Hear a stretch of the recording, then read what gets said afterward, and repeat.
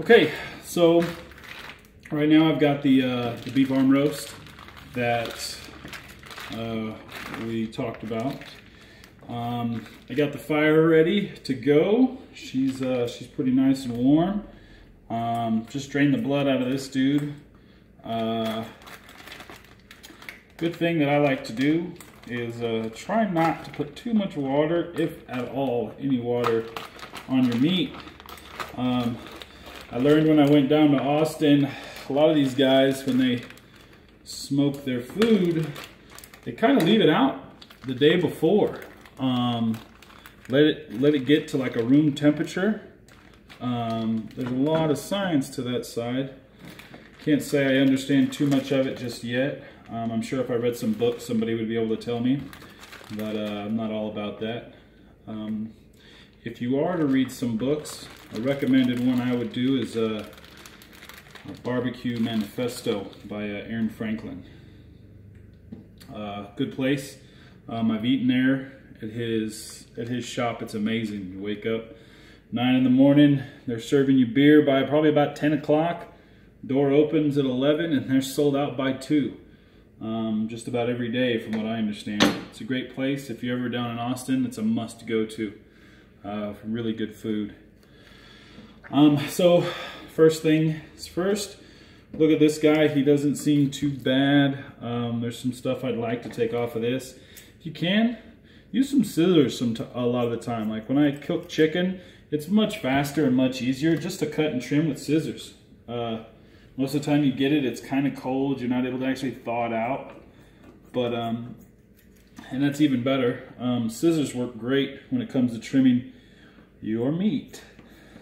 I just got into pulling off the fat off of my chicken, or at least cutting it off. I didn't used to do that. I used to just kind of leave it on there for flavor. But I also learned that it doesn't really make a difference when it comes to your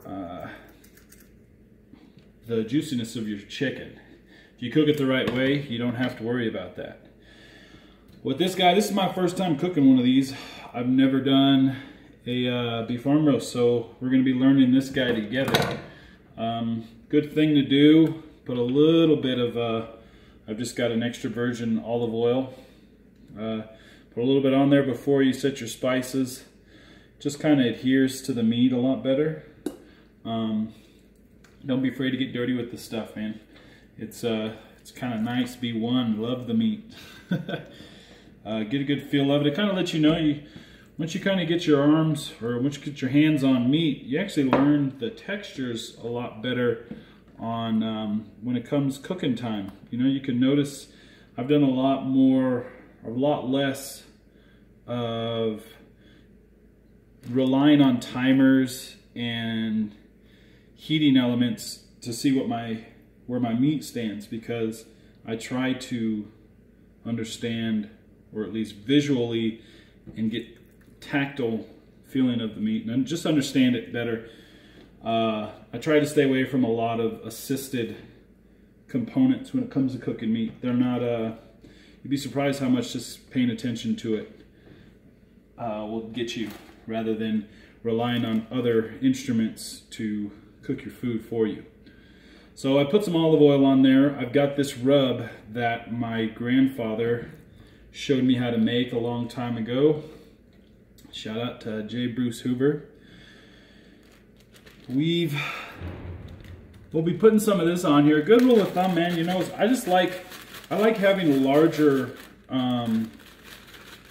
chunks of spice on my food, especially when I smoke it, because it seems to, the flavors seem to just attach to the meat a lot better, especially with these larger breaks. So like if something asks for a ground garlic or like a garlic powder, I'll get the largest chunks I can find and put it on there, you know, especially when it comes to smoking the meat. Because if you keep that, that's another little tidbit of information, is if you keep that water pan in there with your food, you'll be surprised how much of that smoke and that moisture will absorb into these larger chunks of seasoning that you put on your meat.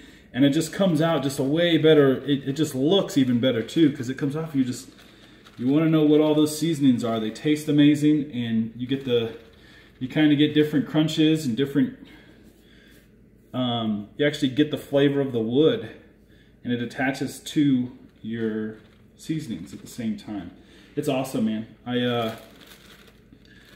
Big proponent of larger granules when it comes to seasoning meat and cooking. Can't say that for other things, but definitely for smoking. It's just all in all better.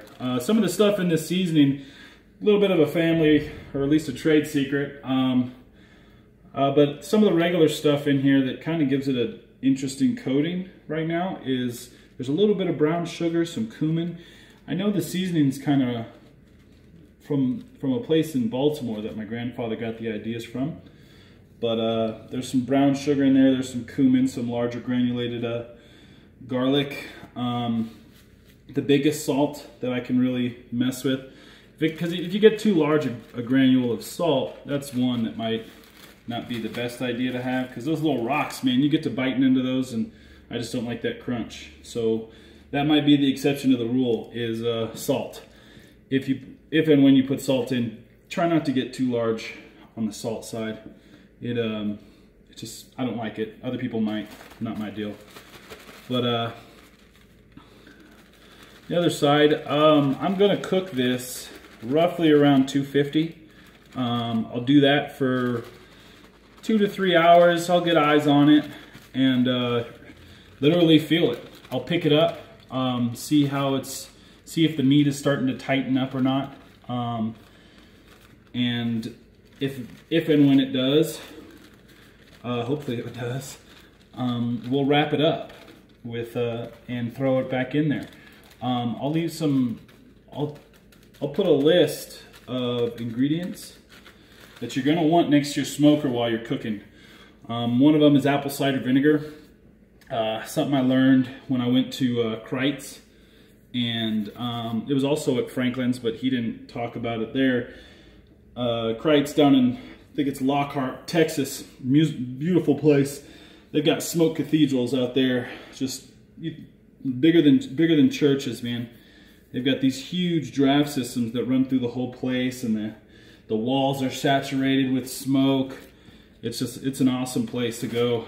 It's another good place down in Texas that is, it's just worth it to take a trip down to those towns. Lockhart is amazing. From what I understand, it's kind of where the Germans originated smoking meat, and each one of those places kind of has their thing. Smith's, Kreitz, there's another place I can't think of right now. They all have their own little specialty of food or smoking. But yeah, so this is the prep on this guy. If you can put a ring of seasoning on all this fat here, but a lot of it's going to come off when you're going and messing around with it, flipping it, rolling it around. If it didn't have this trim all the way around it, I would try to coat it better with seasoning. And I can even later on, once it gets a little better, right before I wrap it, maybe throw a little bit extra stuff in there, just to kind of give it some more flavor, because you lose stuff, it falls off, maybe it burns a little bit because it's in there. It's just kind of nice to have, because none of that seasoning is time sensitive when you put it in there. So some of this stuff, or as long as you do it before the last hour of the cook, you can get away with, you can just keep adding more to it if you don't think it's got enough, or you want to kind of lightly let the color of the meat show more than the seasoning. At the end, you can maybe throw it in about an hour before you're done, and give it the actual meat color, and then have just a lighter seasoning, or maybe it absorbs into the smoke's just too strong for you. You can always go that route, and it won't take up as much as the smoke, and you'll get more of the seasoning flavor in there too. So this is how I kind of wrapped her. Got her wrapped and trimmed around this way, wrapped some seasoning on it. And this bone is going to give this thing a lot of flavor, man. My dog's going to love that deal once we're done. But that is the arm. And we'll go through and we'll do these next. The lamb chop is pretty easy to season. There'll be some trimming process that I want to show you guys on the ribs that I learned when I was down in Texas. They showed me a couple things, and we had cooked a lot of ribs. So we'll see how that goes. I'll probably keep these together and not individually cut them. If they were bigger spare ribs, I would definitely cut these individually and cook them by themselves, which is a lot faster cook, which is kind of nice if you want to speed up the process. Just split them, season them, almost do like a batter roll. Batter them or roll them in your seasoning and throw them on the smoker.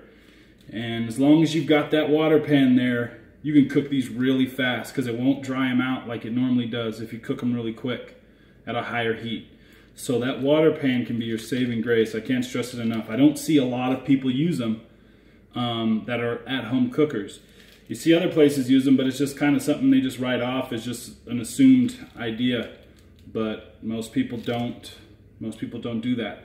Hopefully more people will get into that, especially in those drier areas. But we're gonna put this guy up, maybe throw him on the smoker. I'll show you how I lay him down on mine. It's kind of a weird deal just because of the way my heat rolls inside that smoker. But yeah, we'll get to laying these down, and we'll treat these guys.